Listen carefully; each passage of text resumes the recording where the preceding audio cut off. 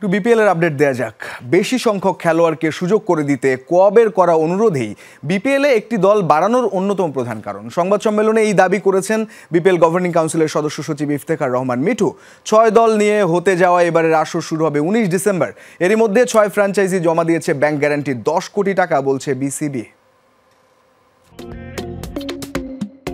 গত 6 নভেম্বর আনুষ্ঠানিকভাবে সংবাদ বিজ্ঞপ্তি দিয়ে বাংলাদেশ ক্রিকেট বোর্ড জানিয়েছিল Dhaka Capitals, Chattogram Royals, Rajshahi Warriors, Rangpur Riders ও সিলেট টাইটান্স এই 5 দল নিয়ে অনুষ্ঠিত হবে বিপিএল এর 12তম আসর। কিন্তু সেই ঘোষণার 20 দিন পর বিসিবি জানালো 5 না, যুক্ত হচ্ছে আরও একটি দল। প্রথমবার বিপিএল এ অংশ নেবে নোয়াখালী। কিন্তু কেন শেষ মুহূর্তে দল বাড়ানোর এই সিদ্ধান্ত নিল গভর্নিং কাউন্সিল? কোয়াবের প্রেসিডেন্ট অ্যান্ড যারা ভাইস প্রেসিডেন্টরা এসে এদের একটা রিকোয়েস্ট করেছিল যে দেখেন 6টা টিম হলে প্লেয়ার অ্যাটলিস্ট আরও 15-20টা player they can earn something from this league. Plus এটার সাথে আমাদের একটা সুবিধা আছে, 5টা টিমে যে ফিকচার করতে হয় তখন হয় কি এভরিডে 2টো করে খেলা দেওয়া যায় না।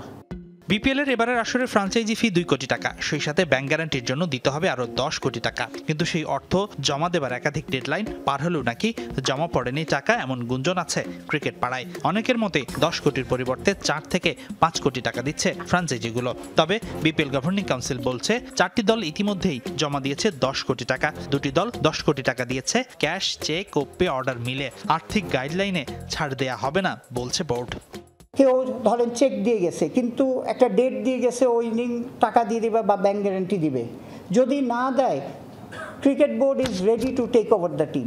যথাসাধ্য চেষ্টা আমরা করছি, এক হচ্ছে পেমেন্টের ব্যাপারে আর ইন্টিগ্রিটির ব্যাপারে। আমরা যদি কোনো সময় টুর্নামেন্টের কোনো সময় যদি প্রবলেম দেখি, we will take over the team and we will run. এদিকে বিপিএল এর ফিক্সিং রিপোর্ট নিয়ে তুমুল আলোচনা থাকলেও অভিযুক্ত ক্রিকেটারদের নিয়ে কোনো সিদ্ধান্ত না আসলেও রেড ফ্ল্যাগ কোচ, টিম বয় বা অফিসিয়ালরা টুর্নামেন্টে অংশ নিতে পারছেন না, জানিয়েছে গভর্নিং কাউন্সিল। আমরা গভর্নিং কাউন্সিল ডিসিশন নিয়েছি যে ধরেন ওর নাম আছে, হি ইজ রেড মার্কড, আমরা চেক করে যদি সে রেড মার্ক থাকে সে টিমের সাথে থাকবে না। আর ওই ইনকোয়ারি কিন্তু চলতেছে। ওরা যখন জানাবে, যদি ওরা আমাদের বলে যে এরা এরা এরা দোষী, আমরা তাদের আপনার চিঠি দিয়ে দিব যে এরা টিম থেকে বার করে নেন।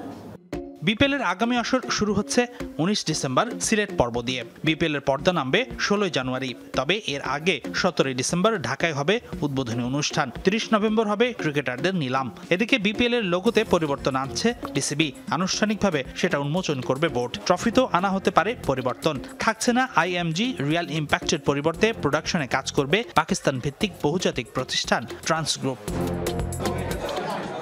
হাসিনুর রহমান, যমুনা স্পোর্টস, ঢাকা।